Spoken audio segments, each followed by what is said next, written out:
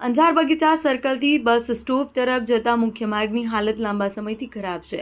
ત્યારે આજરોજ અંજારના સ્થાપના દિવસ નિમિત્તે આમ આદમી પાર્ટી અંજાર દ્વારા નગરપાલિકાના સત્તાધીશોની આંખ ખુલે અને કામ કરવાની પ્રેરણા મળે તે તાત્કાલિક આ રોડની કામગીરી શરૂ કરવામાં આવે તે માટે ગજરાજસિંહ રાણા, શક્તિસિંહ જાડેજા, લાભુ મહારાજ, રવિભાઈ આહિર, ઓમદેવસિંહ ઝાલા, મેહુલભાઈ આહિર સહિતના આગેવાનોએ આજરોજ કાર્યક્રમ રાખવામાં આવ્યો, જેથી અંજારના લોકો પણ જાગૃત બને અને આવી સમસ્યા માટે અવાજ ઉઠાવે।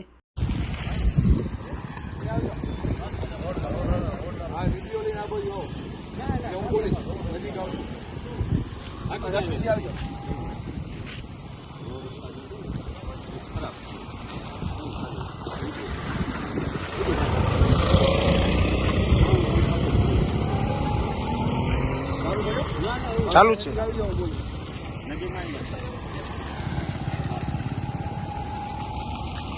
નમસ્કાર મિત્રો, હું ગજરાજસિંહ ઝાલા, મહામંત્રી આમ આદમી પાર્ટી પૂર્વ કચ્છ।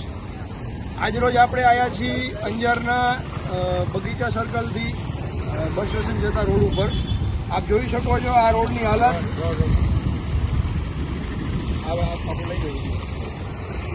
જોઈ શકો છો આ રોડની હાલત કેટલી ખરાબ છે। આજે અંજારનો સ્થાપના દિવસ છે। સૌપ્રથમ અંજારના સ્થાપના દિવસે અંજારવાસીઓને સૌને શુભકામના।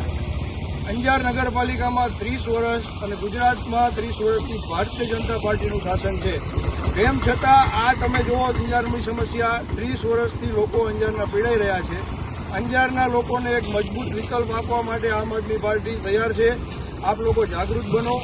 આ રોડનો વિડીયો આજે એટલા લેવા માટે અમે આવ્યા છીએ કે લોકોને ખ્યાલ આવે, જાગૃત બનીએ, પ્રશ્ન ઉપાડીએ। આમ આદમી પાર્ટી આપની સાથે છે। આ રોડના બાબતને લઈને ટૂંક સમયમાં જો નિરાકરણ નહીં આવે તો આમ આદમી પાર્ટી દ્વારા અંજાર નગરપાલિકાનો ઘેરાવ કરવામાં આવશે અને પ્રશ્ન પૂછવામાં આવશે। કેટલા દિવસો સુધી આ રોડની હાલત આમને આમ રહેવાની છે? આપ જોઈ શકો છો, વાહન જાય છે, તમે જુઓ કેટલા ખાડા છે। આ ટાઉન હોલની આ હાલત છે। આ રોડ લગભગ 1 મહિનાથી આને પરિસ્થિતિમાં છે। આ બધું